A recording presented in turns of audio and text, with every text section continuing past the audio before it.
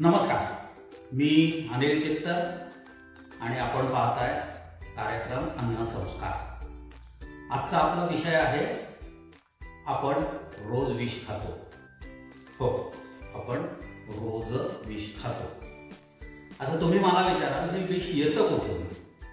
आपल्या अन्नातून। अन्नात कसं येतं? तर आपण जर बघितलं तर मुख्यतः याचे 4 स्रोत आहेत। पहिलं आहे आपण जे रॉ मटेरियल म्हणून वापरतो, जो शेतमाल आहे, त्याच्यातून काही विष येतं। दुसरा खूप महत्त्वाचा भाग हा आहे की आपण जे चुकीच्या पद्धतीने अन्न प्रक्रिया करतो, म्हणजे फूड प्रोसेसिंग करतो, तर त्या प्रोसेसिंगमध्ये झालेल्या चुकांमुळे काही विष तयार होतं। तर हे दुसऱ्या प्रकारचं विष। तिसरा जो प्रकार आहे मुख्य, हा म्हणजे आपण चुकीच्या पद्धतीने प्रक्रिया केलेली असते, त्याच्यामुळे अन्नाचा रंग रूप वगैरे जे बदललेलं असतं, त्याच्यात सुधारणा करण्यासाठी आपण वरून काही केमिकल्स टाकतो। म्हणजे जसं झालं आर्टिफिशियल कलर्स आहेत किंवा अँटीऑक्सिडंट्स आहेत किंवा फ्लेवर एनहान्सर्स आहेत, असे खूप केमिकल्स आहेत। जर नावच घ्यायची झाली तर अँटीऑक्सिडंट्समध्ये BHA, BHT, TBHQ म्हणजे ब्युटिलेटेड हायड्रॉक्सी अनिसॉल, ब्युटिलेटेड हायड्रॉक्सी टोल्यूइन किंवा टेट्राब्युटाइल हायड्रॉक्सिक्विनोन, अशी खूप नावं आहेत जी आपण वापरतो। किंवा रंग रसायनांमध्ये आपण कोलटा रंग वापरतो, जी खूप वाईट आहे। त्याच्यानंतर जर तुम्ही म्हणालात आणि फ्लेवर एनहान्सर्स म्हणून आपण मोनोसोडियम ग्लुटामेट, म्हणजे ज्याला पॉप्युलरली अजिनोमोटो म्हणतात, अशी काही आपण केमिकल वापरतो।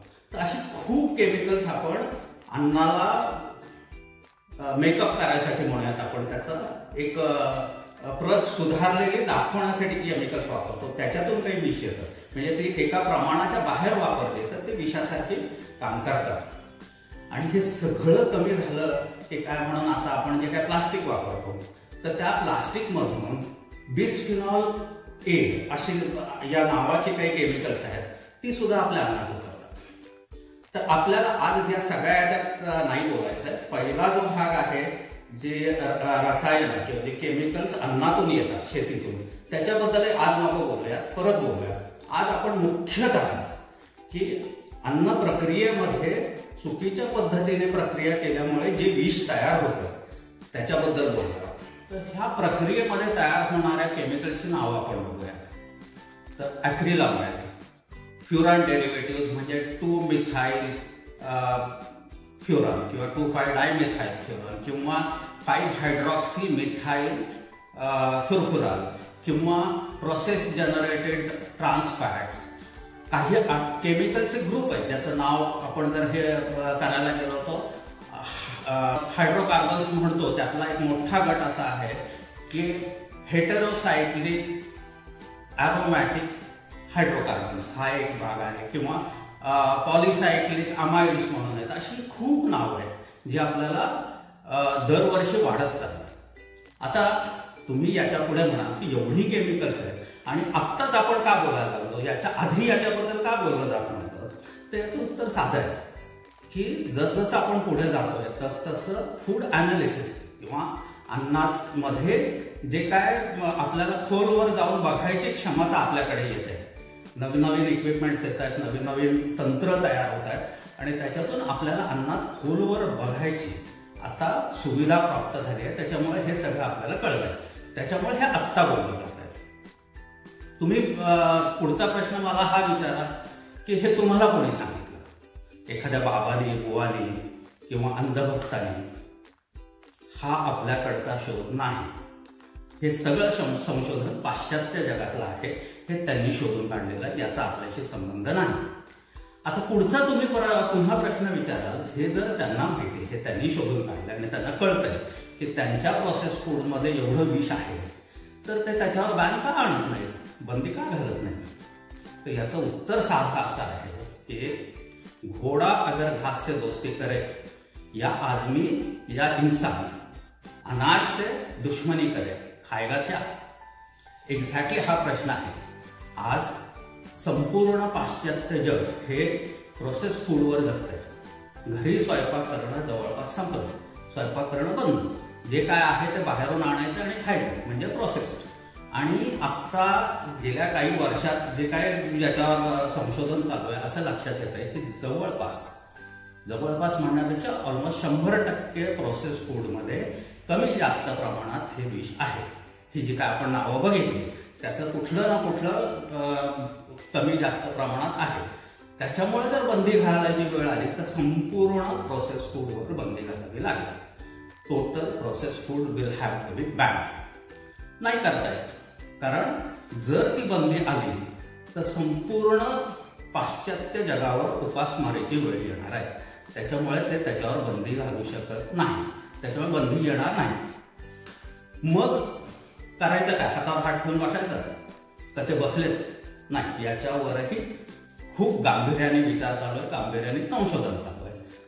मुख्यतः 2014 पासून याच्यावर खूप जास्त संशोधन होत आहे आणि त्याच्यावर शास्त्रज्ञांचे 2 गट.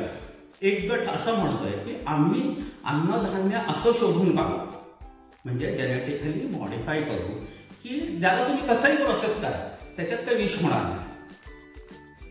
असं याचा अर्थ काय बघा, म्हणजे जेनेटिकली मॉडिफाईड धान्य आणायचे म्हणजे पुन्हा काहीतरी नवीन प्रयोग करायचा, नवीन त्याच्यावर काहीतरी गडबड करायची आणि ते लोकांना द्यायचं.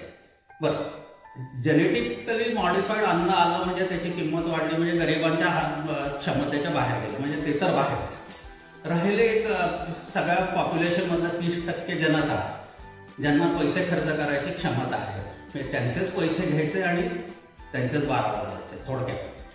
तर हे सगळं हा एक भाग आहे, भला बुरा जो काय असेल तर काही खरं नाही. पण दुसरा एक शास्त्रज्ञांचा गट आहे जो आपल्या दृष्टीने चांगला विचार करतो. तो म्हणजे त्यांचं म्हणणं साधं असं आहे की तुम्ही म्हणताय ना की प्रोसेसमध्ये काहीतरी गडबड झाली म्हणून हे विष तयार होतंय. चला आपण शोधून काढूयात काय गडबड झाली आणि त्याच्यामुळे हे विष येतं. तर ती गडबड काढून टाकूयात, आपण सुधारूया.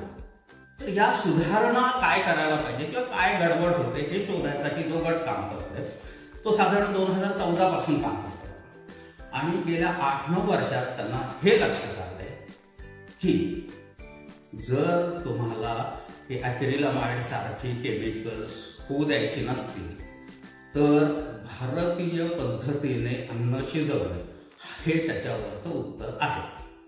भारतीय पद्धतीने अन्न शिजवणं म्हणजे नक्की काय? तर एक अन्न शिजवताना त्याचं तापमान 130 डिग्री सेंटीग्रेडच्या वर जाऊ न देणं, कंडिशन नंबर 1. कंडिशन नंबर 2, अन्न शिजवताना त्याला थर्मल जर्क्स द्यायचे नाही. म्हणजे खूप जास्त टेम्परेचर वाढलं किंवा खूप कमी केलं एकदम एका पाठोपाठ असं करायचं नाही. तिसरी कंडिशन म्हणजे जर चुकून तुम्हाला 130 डिग्रीच्या वरती जायचं असेल तर तुमच्याकडे 3 मिनिटं आहेत. जास्तीत जास्त तुम्ही त्या अन्नाला 3 मिनिटापर्यंत 130 डिग्रीच्या वरती नेऊ शकता. ही झाली कंडिशन नंबर 3. आणि कंडिशन नंबर 4 म्हणजे तुम्ही इरॅडिएशन किंवा मायक्रोवेव्ह असे काही ज्याच्यात म्हणजे इरॅडिएशनचा प्रोसेसचा प्रयोग होतो किंवा मायक्रोवेव्ह सारख्या रेडिएशनचा प्रयोग होतो, असं कुठलंही त्याच्यात करायचं नाही. तर या मुख्यतः 4 त्याच्या कंडिशन त्यांच्या लक्षात आल्या आणि त्याच्यावर आता काम चालू आहे. तर आता तुम्ही जर बघाल तर याचा अर्थ चांगली प्रोसेस म्हणजे काय, प्रक्रिया चांगली वाईट असेल पण ती प्रक्रिया आपल्याला चांगली करायची असेल तर अन्न संस्कार हा एकमेव उपाय आहे असं पाश्चात्यांच्या लक्षात येत आहे. तर याच्यावर आपल्याला खूप संधी आहेत, याच्याबद्दल आपण बोलणार आहोत. आज मला वाटतं आज इथे थांबूया, पुरे मित्रांनो. आज तुम्हाला या विषयावर ऐकायला आवडतंय, चांगलं वाटतंय, पुन्हा याच्या पुढे ऐकायचं आहे तर लाईक करा, शेअर करा.